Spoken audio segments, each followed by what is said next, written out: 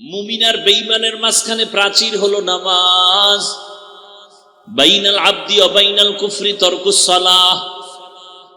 আস-সালাতু ইমাদুদ্দিন ফামান আকামাহা আকামাদ্দিন। আউয়ালু মা ইউহাসাবু বিহিল আবদু ইয়াউমাল কিয়ামাতিস সালাহ। কিয়ামতের দিন নামাজের হিসাব হবে। মুমিন বেঈমানের মাঝখানে প্রাচীর নামাজ। বেঈমান নামাজ পড়ে না, মুমিন নামাজ ছাড়ে না। তুমি বান্দা দাঁড়াইয়া নামাজ পড়তে পারো না, বসে বসে নামাজ আদায় করো। দুর্বল, তুমি অসুস্থ, তুমি যদি বসেও না পারো, শুয়া শুয়া নামাজ আদায় করো। তুমি যদি অঙ্গ প্রত্যঙ্গ নাড়াচাড়া করতে নাও পারো, ইশারায় নামাজ আদায় করো, তারপর নামাজ ছাড়া যাবে না। মাকুন সুসুতি নামাজে পাঞ্জে গানা ফাওয়াইলুল লিল মুসাল্লিনাল্লাযীনা মুমিনারা হি নামাজ এমদাদে দা ইস্তাইনু আয়াতে কুরআবাখা আয়াতে কদ আফলাহারা ইয়াদিকুন গৌর কুন্দর মানিয়াজ দিল সাদিকু। ভাইরা আমার, ঈমানওয়ালারা রোগী কেন বলে? আমল নাই। কথা আমল করলে কি? বলে তো আমল করলে তুমি সুস্থ হয়ে যাবে। বলে তো ঈমানের পরে আমল ধরে ফেললাম, নামাজ রোজা তেলাওয়াত, এখনো কি রোগী? বলে হ্যাঁ, কারণ আমি নামাজ পড়ি, রোজা রাখি, তেলাওয়াত করি, তবে এর মধ্যে রূহ নাই। আমলের রূহের নাম ইখলাস। আমলের রূহের নাম কি?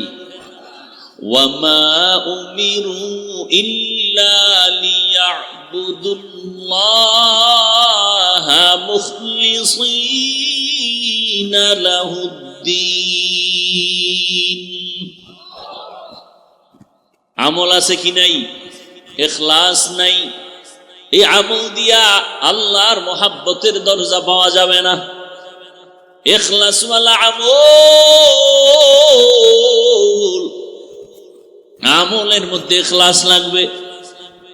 অতএব তোমার ঈমান নাই রোগী, ঈমান আছে, আমল নাই রোগী, আমল আছে, ইখলাস নাই রোগী। ইমাম গজালি বিশ্ববরেণ্য দার্শনিক ইমাম, এই কথা বলেন না কেন? বিশ্ববরেণ্য বুজুর্গ এবং দার্শনিক ইমাম গজালি, গজালি না কি? ইমাম গজালি। একজনের নাম কালাম, যদি কাইল্লে হয়ে ডাকেন। ইমাম গজালি রাহমাতুল্লাহ আলাইহি তিনি লিখেন,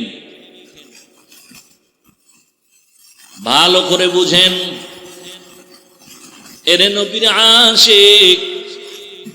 ইমাম গজালি বলেন, আন্নাসু কুল্লুহুম হালকা ইল্লাল আলিমুন, আল আলিমুনা কুল্লুহুম হালকা ইল্লাল আমিলুন, ওয়াল আমিলুনা কুল্লুহুম হালকা ইল্লাল মুখলিসুন। সব মানুষ জাহান্নামে যাবে, আলেমরা জান্নাতে যাবে। না না না, আলেমরাও জাহান্নামে যাবে, তবে ওই আলেম জান্নাতে যাবে যে আলেম ইলম অনুযায়ী আমল করে। ইমাম গজালি বলেন না, সব আমলওয়ালারাও জাহান্নামে যাবে, একমাত্র যারা ইখলাসওয়ালা তারা জান্নাতে যাবে। ইখলাসওয়ালা আমল বড় দামি এক সম্পদ। ইখলাসের সাথে সামান্য আমল করো, আল্লাহর দরবারে কবুল হয়ে যাবে। জমিনের মধ্যে একজন বাদশা রাষ্ট্র চালায়। কি চালায়? রাষ্ট্র চালানো এটা হইল দুনিয়াওয়ালাদের কাজ, এটা ইসলামের কোনো কাজ না, তাই তো? এই কথা বলেন, আমগো ইসলামটা কি রাষ্ট্রের ব্যাপারে দুর্বল? আমাদের কোরআনে কি রাষ্ট্রের ব্যাপারে সমাধান নাই? আরে আমার আল্লাহ কি এত দুর্বল? আমার রসুল কি এত দুর্বল? আমার ইসলামটা কি এত দুর্বল? ও ভোলার মুসলমান, আমি একটা কথা বলে যাই, ওয়াদা করবেননি আমার সাথে? যুবকদেরকে বলছি, ওয়াদা করবানি? ভাই বাবার কথা সব সন্তানরা ঠিক মতো মানে না, মাঝে মাঝে বাবার সাথে তর্ক হয় না, হয় না? সন্তান বাবার সাথে খেয়াল করিয়েন, বাবার সাথে তর্ক হয় ঠিক, তবে বাবারে কেউ গালি দিলে মেনে নিবে? বলে বলার মানুষ পায়ে হাত রেখে বলছি, যদি কোন নিচে নাইমা ধর, বলেন আমি নিচে নাইমে আসি। ওয়াদাটা করবেন একুরেট ভাবে। সেটা হলো আপনি নামাজ পড়তে পারেন না, এরকম আসি না আমরা? অনেকে নামাজ পড়ি আবার পড়ি না, রোজা রাখি আবার রাখি না, তেলাওয়াত করি আবার করি না। ইসলামটা মানি, তবে পরিপূর্ণ আমল করতে পারি না। তাহলে বাবার সাথে মাঝে মাঝে তর্ক হয়, কিন্তু বাবারে গালি দিলে মেনে নেই না। ঠিক ও ভোলার মুসলমান, ইসলামটা তুমি যদিও ঠিক মতো আমল করতে পারো না, নামাজ পড়তে পারো না, দাঁড়িয়ে রাখতে পারো না, কিন্তু তোমার সামনে যদি কোনো মায়ের সন্তান আমার ইসলাম নিয়ে কটূক্তি করে, আমার আল্লাহ নিয়ে, রসুল নিয়ে, কোরআন নিয়ে যদি বাজে কথা বলে, ইসলামের উপরে কোনো কলম ধরে, কলারটা ধইরা বলবি বেঈমানের বাচ্চা, সোজা হ। আমি নামাজ না পড়লেও ইসলামের বদনাম করবি, চামড়া তুলে ফেলা হবে।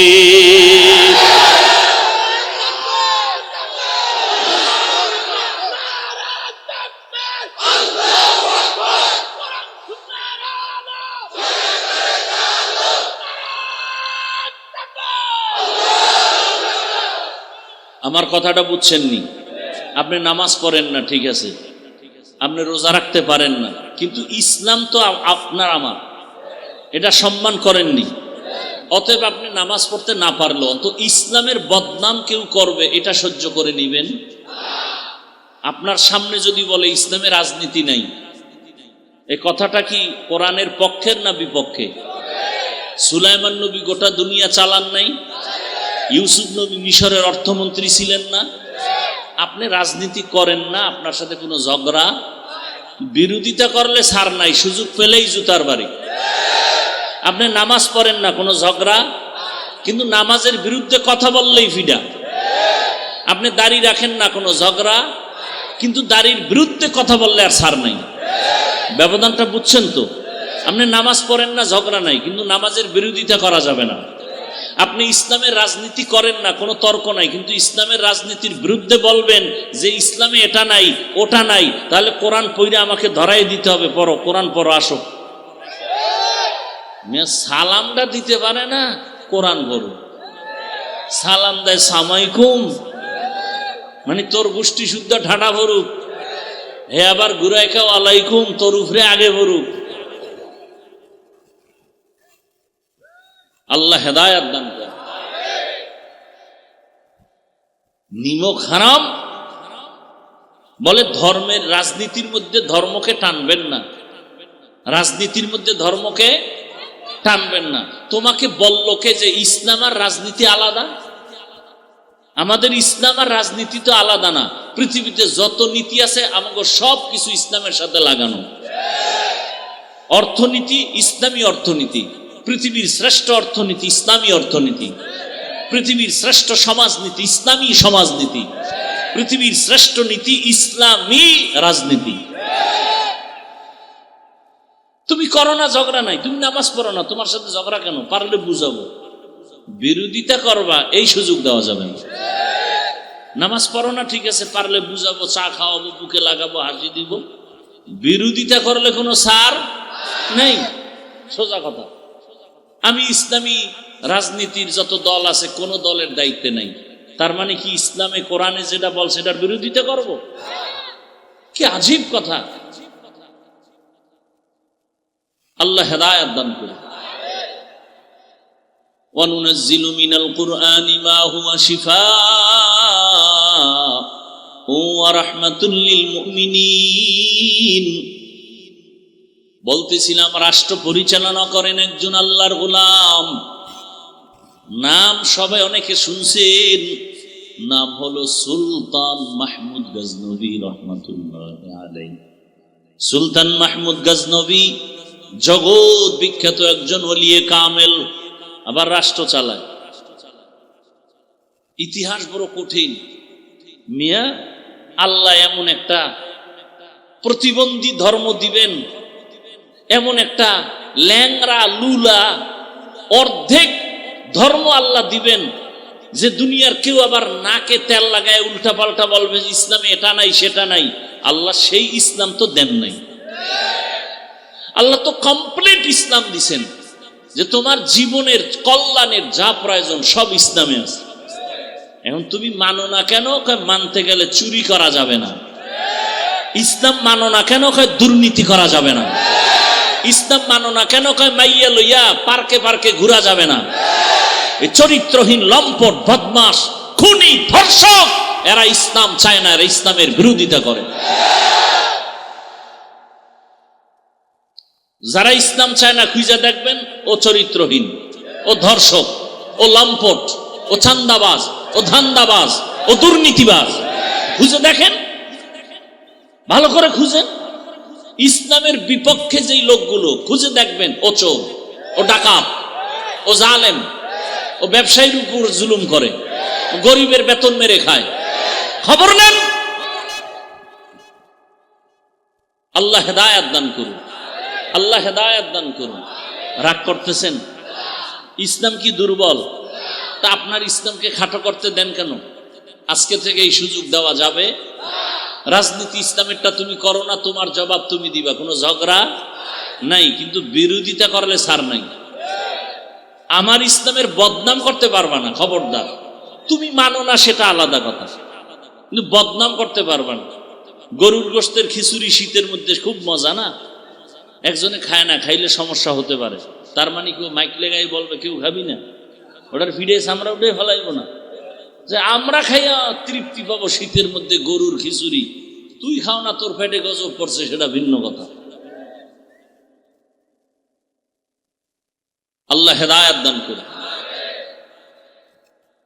জগৎ বিখ্যাত ওলিয়ে কামেল সুলতান মাহমুদ গজনবী এত বড় আল্লাহওয়ালা, এক পর্যায়ে তিনি ইন্তেকাল হয়েছেন, দুনিয়া থেকে বিদায় হয়ে গেছেন। বিদায়ের পরে বহুদিন চলে গেল তার কবর জীবন। হঠাৎ একদিন তার আপন বন্ধু ঘুমের ঘরে স্বপ্ন দেখে, দেখিয়া জিজ্ঞাসা করলেন, ও সুলতান মাহমুদ, কবরের মধ্যে কি হালাত? সুলতান মাহমুদ বলেন, ভাই, দয়াময় রব্বুল আলামিন আমার কবরের আযাব মাফ করে দিয়েছেন। কবরের আযাব কি? বন্ধু জিজ্ঞাসা করেন, এমন কি আমল তুমি করেছো যে আমলের বরকতে তোমাকে আল্লাহ মাফ করেছেন? এমন কি বড় আমল করেছো? 5 ওয়াক্ত নামাজ ফরজ আমলের কারণে বলে না, না না। যাকাতের আমল বলে না, রোজার আমল বলে না, বাইতুল্লাহর জিয়ারতের আমল বলে না। সুলতান মাহমুদ বলেন, এমন একটা ছোট আমল যেটা আমি কখনো আমল মনেই করি নাই। আহা, আমি আমল মনেই করি নাই। ও ভোলার মুসলমান, ও যুবক, পর্দার আড়ালের মা বোনেরা, আল্লাহ কারে কোন সময় কোন কারণে মাফ করবেন জানা নাই। এজন্য হাদিসে পাকে নবী বলেন, ছোট আমলকে ছোট মনে করে ছেড়ে দিও না, কারণ এই ছোট আমলটাও নাজাতের জরিয়া হয়ে যাবে। ছোট গুনাহকে গুনাহ মনে না করে করিও না, কারণ ছোট খাটো গুনার কারণে আমার আল্লাহ যদি বেজার হয় জীবনটা নষ্ট হয়ে যাবে। হাদিসে পাকের 2টা ঘটনা আমি সব মাহফিলেই প্রায় বলি, আজও কি বলবো? ধৈর্য হবে? কষ্ট হয় আপনার না আমার? আপনারা আরামে বয়ে বয়ে বাদাম খাইতেছেন না? আর একটু কষ্ট সহ্য করবেন, আল্লাহ কবুল করেন। আল্লাহর এক বান্দি, জগৎ বিখ্যাত গুনাহগার, এমন কোন গুনাহ নাই করে নাই, রাস্তা দিয়ে হাঁটতেছে, হঠাৎ একদিন তাকায় দেখে রাস্তার পাশে একটা কুকুর পানির পিপাসা ছটফট করে কান্না করে। আল্লাহর বান্দির অন্তরে মায়া, অন্তরে এমন মায়া জন্মায় গেল। আল্লাহর বান্দি গুনাহগার, জাহান্নামী, মনের মধ্যে মায়া লাগছে। কুকুরটা পানির পিপাসায় কান্না করে, দেখি একটু সহযোগিতা করা যায়নি। জাহান্নামী নারী কুকুরের পিপাসার কান্না দেখিয়া নিজের অন্তরের মধ্যে কান্নার ভাষা চলে আসছে। আল্লাহর বান্দি খুঁজতেছে কোথায় একটু পানি পাই।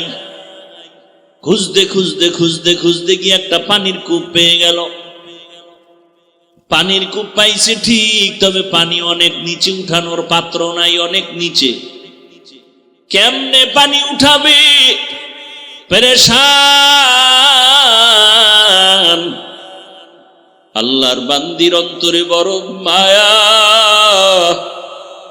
একটা কুকুর পানির পিপাসায় কাঁদবে, আর আমি মানুষ আরামে থাকবো, হতে পারে না।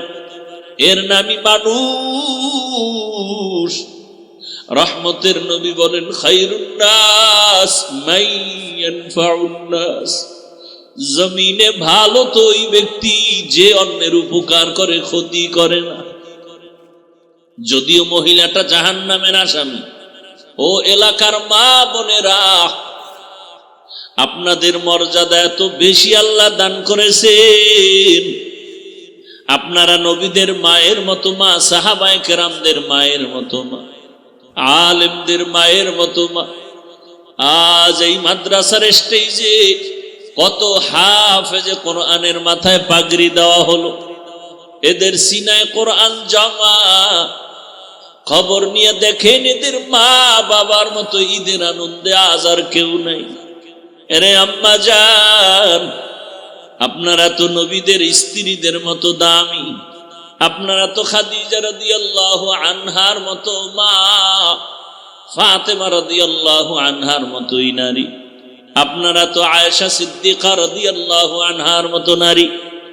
আপনারা তো খাজা মাইনুদ্দিন চিশতি আজমিরির মায়ের মতোই মা, বড় পীর আব্দুল কাদের জিলানীর মায়ের মতো মা। আরে আম্মা জান, কয়দিন এ দুনিয়ায় বাহাদুরি করবে?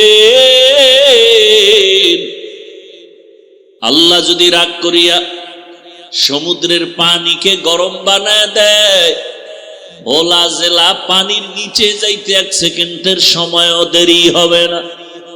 এরে আম্মা জান, তাকায় দেখেন, ওই আল্লাহর বান্দি এত গুনাহ করেছে। এলাকার সব মানুষ জানে ওই মহিলার মতো খারাপ চরিত্রহীনা কেউ নাই, কিন্তু অন্তরে মায়া। একটা কুকুরকে কষ্ট দেওয়া যায় না চোখের সামনে। মহিলা পানির কূপের কিনারায় যাইয়া পানি উঠাবার কোনো পাত্র নাই, কোথা থেকে পানি উঠাবে? আল্লাহর বান্দি চিন্তা করে হঠাৎ বুদ্ধি আসলো, ওই নারীর পায়ে ছিল চামড়ার মুজা। মুজাটা খুলিয়া ওই মুজার মধ্যে পানি নিয়ে পান করাবে সিদ্ধান্ত নিল। আল্লাহর কুদরত, মুজাটা যখন পানির কূপে ফেলতেছে, দেখে পানি আরো নিচে, মুজা দিয়েও পানি উঠানো যায় না। এখন এটার সাথে একটা রশি বাঁধা দরকার। কোথায় পাবে এই অচেনা পথ? রশি পাবে। মেয়েটা আরো পেরেশান হয়ে গেল, আমি বুঝি ভালো কাজটা করতে পারবো না, কুকুরের পিপাসা নিবারণ করতে পারবো না। হাদিসের ঘটনা, নবীজি বলতেছেন, সাহাবায়ে কেরাম ওই জাহান্নামী নারী চিন্তায় পড়ে গেল। হঠাৎ বুদ্ধি এসে গেল, ওই নারীটার মাথায় একটা ওড়না পেঁচানো ছিল, বড় ওড়না। ওড়নার এক অংশ খুলিয়া ওই মুজার সাথে গিড়া লাগায়া বেঁধে পানির ভেতরে দিয়া পানি উঠায় ফেলল। পানি উঠাইয়া দৌড়ায় গিয়া যখন কুকুরকে পান করায় দিল, কুকুর পানি পান করে ঠান্ডা কলিজায় ঘুমিয়ে গেছে। রহমতের নবী বলেন, ও সাহাবায়ে কেরাম, এই জাহান্নামী নারী কুকুরকে পানি পান করানো মাত্র হঠাৎ একটা গায়েবী আওয়াজ, অদৃশ্য থেকে একটা আওয়াজ, কে যেন বলতেছে, রে জাহান্নামী নারী, কুকুরকে পানি পান করিয়েছো, তোমার এর বরকতে জীবনের সব গুনাহগুলো ক্ষমা করে দেয়া হয়েছে। একটা কুকুরকে পানি পান করানো, এটা তো ফরজ ওয়াজিব কিছুই না, বড় কোনো আমল না, কিন্তু আল্লাহর বান্দি কুকুরটাকে পানি পান করানোর কারণে হাদিসের ঘটনা, আল্লাহ তাকে মাফ করে দিলেন। এজন্য নবী বলেন, ছোটখাটো আমলকে ছোট মনে করে ছাড়িয়ে দিও না, হতে পারে তোমার এই ছোট আমল নাজাতের দরজা খুলে যাবে। ছোট গুনাহকে গুনাহ না মনে করিও না, কারণ ছোটখাটো অন্যায়টাও আল্লাহর কাছে বড় হয়ে যাবে। নবীজি আর একটা ঘটনা বলেন, এক আল্লাহর বান্দি জীবনভর ভালো আমল করেছে। নারী ভালো আমল, ও আম্মা জানেরা, ভালো আমল করনেওয়ালা নারীর কি হালাত? ভালো ভালো আমল করে, বিসমিল্লাহ ছাড়া কোনো কাজ করে না, ওযুর সাথে থাকে, তেলাওয়াত করে, এত ভালো ভালো আমল করে, আজান হলে নামাজে দাঁড়ায় যায়। জীবনের শেষ মুহূর্তে হঠাৎ তার বাড়ির মধ্যে একটা বিড়াল ঢুকে পড়লো। বিড়ালটা ঘরের মধ্যে আসা মাত্র খাঁচার মধ্যে বিড়ালটার আটকায় দিয়েছে। ওই নারী নিজেও খানা দেয় না, বিড়ালটা বাহিরে গিয়া খাবে সেই সুযোগও দেয় না। এক পর্যায়ে বিড়াল ওই খাঁচার মধ্যে আটকানো অবস্থায় কান্না করে করে ধুকে ধুকে ক্ষুধার তৃষ্ণায় বিড়ালটা মরে গেল। নবীজি হাদিসে বলেন, ও সাহাবায়ে কেরাম, ওই বিড়ালটাকে এত পরিমাণ কষ্ট দেওয়ার কারণে কিছুক্ষণের মধ্যে একটা গায়েবী আওয়াজ আসছে, ও আল্লাহর বান্দি, জীবনে যত নেক আমল করেছো, ওই বিড়ালটাকে কষ্ট দেওয়ার কারণে সব আমল তোমার নষ্ট হয়ে গেছে। এখান থেকে জানার মতো আমাদের কিছু আছে না নাই? একটা বিড়ালের উপরে জুলুম করলে যদি অবস্থা হয়, যারা মানুষ মারে হক না দারাত দোস্তে খলকা জারেরা, মিস্তে ই খসলত একে দিনদারেরা। আল্লাহ তাআলা কোরআন দিলেন ঔষধ হিসাবে। আর এক আয়াত পড়েছিলাম, আল্লাহ বলেন, শাহরু রমাদানাল্লাযী উনজিলা ফীহিল কুরআন হুদাল লিন-নাস ওয়া বাইয়িনাতিম মিনাল হুদা ওয়াল ফুরকান। আল্লাহ এখানে বলেন, সমস্ত দুনিয়ার মানুষের জন্য কোরআন হেদায়াত। প্রশ্ন হলো, দয়ার মালিক, যদি সারা দুনিয়ার মানুষের জন্য কোরআন হেদায়াত হয়, তো দুনিয়ার মানুষ কেন হেদায়াত পেল না? দুনিয়ার মানুষ তো দূরের কথা, আমাদের আজকের মাহফিলের প্যান্ডেলের মানুষও তো সব হেদায়াত পায় নাই। হেদায়াত যদি পাইতো তো ফজরে কেন মসজিদে নাই, জোহরে কেন মসজিদে নাই? কেন নামাজ পড়ে মিথ্যা বলে, নামাজ পড়ে সুদের টাকায় ব্যবসা করে? এরম লোক এলাকায় নাই? সুদ হালাল না হারাম? ও আল্লাহ, আপনার ওয়াদা, কোরআন দিছেন দুনিয়ার সব মানুষের হেদায়াতের জন্য, দুনিয়ার সব মানুষ কেন হেদায়াত পায় না? আল্লাহর এই কথার জবাবে মুফাসসিরিন ইকরাম বলেন, দুনিয়ার মানুষ কেন হেদায়াত পায় না? জবাব হলো, দুনিয়ার সবাই হেদায়াত চায় না। হেদায়াত যে চাইছে সে পেয়ে গেছে। যেমন উদাহরণ, রহমতের নবীর চেহারা মোবারক একবার ভালোবাসার নজরে দেখলেই জাহান্নামের আগুন হারাম। সেই নবীর চেহারা একবার আর দুবার না, 13টা বছর পর্যন্ত দেখলো, বয়ান শুনলো, এরপর নেন এই ক্ষমতায় দুনিয়ার আর কেউ গায়েব জানে? গায়েবের মালিক একমাত্র কুল লা ইয়ালামু মান ফিস সামাওয়াতি ওয়াল আরদিল গায়বা ইল্লাল্লাহ। আসমানের বাসিন্দারা কেউ গায়েব জানে না। নবী আপনি বলে দেন জমিনের বাসিন্দারা কেউ গায়েব জানে না, একমাত্র গায়েবের মালিক হলেন আমার আল্লাহ। নবী বলেন আমি বলতে পারি না তোমার হাতের মুষ্টিতে কি আছে।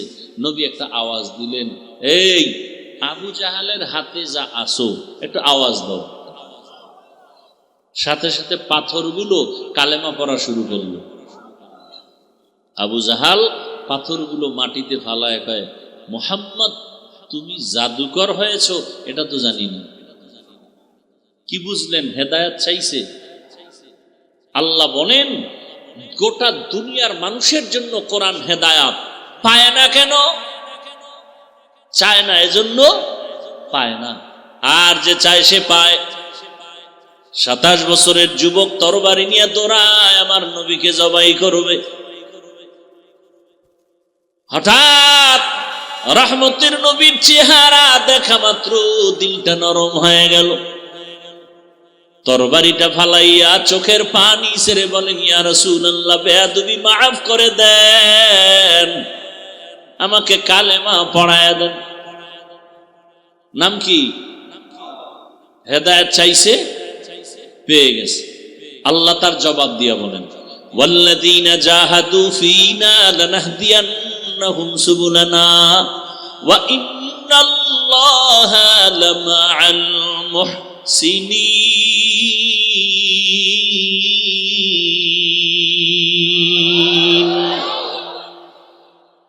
যারা চেষ্টা করবে আল্লাহকে পাওয়ার জন্য আল্লাহ তাদেরকে রাস্তা খুলে দিবেন, যাতে করে আল্লাহকে পেয়ে যায়। বহু রাস্তা খুলবেন।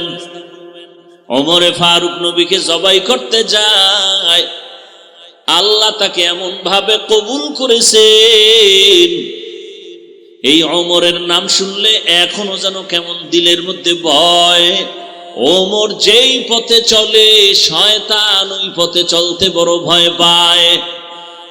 আল্লাহ তাকে এমন ভাবে কবুল করেছেন, ঈদের দিন সবাই আনন্দ করে, বাড়ি বাড়ি দৌড়ায়, আর ওমরের মতো বান্দা দরজায় তালা দিয়া কান্না করে।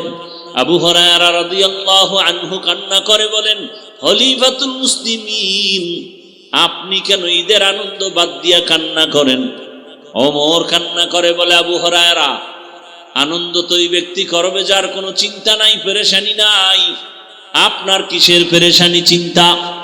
ওমর বলে, রমাজান চলে গেল, জাহান্নাম থেকে মুক্তি পেলাম কিনা চিন্তা, রোজা রাখলাম কবুল হলো কিনা চিন্তা, কোরআন তেলাওয়াত করছি কবুল হলো কিনা চিন্তা। জান্নাতের দ্বিতীয় সাহাবী ওমর এতটা পরিমাণ আল্লাহর ভয় অন্তরে নিয়ে এত ভয় করেছে, ঈদের দিন সবাই আনন্দ করে, ওমর আল্লাহর ভয় আনন্দ করে না। এর নাম আল্লাহর ভয়। দুনিয়ার মানুষ কেন হেদায়াত পায় না? জবাব হলো হেদায়াত চায় না। যে চায় আল্লাহ তাকে দিয়ে দেন।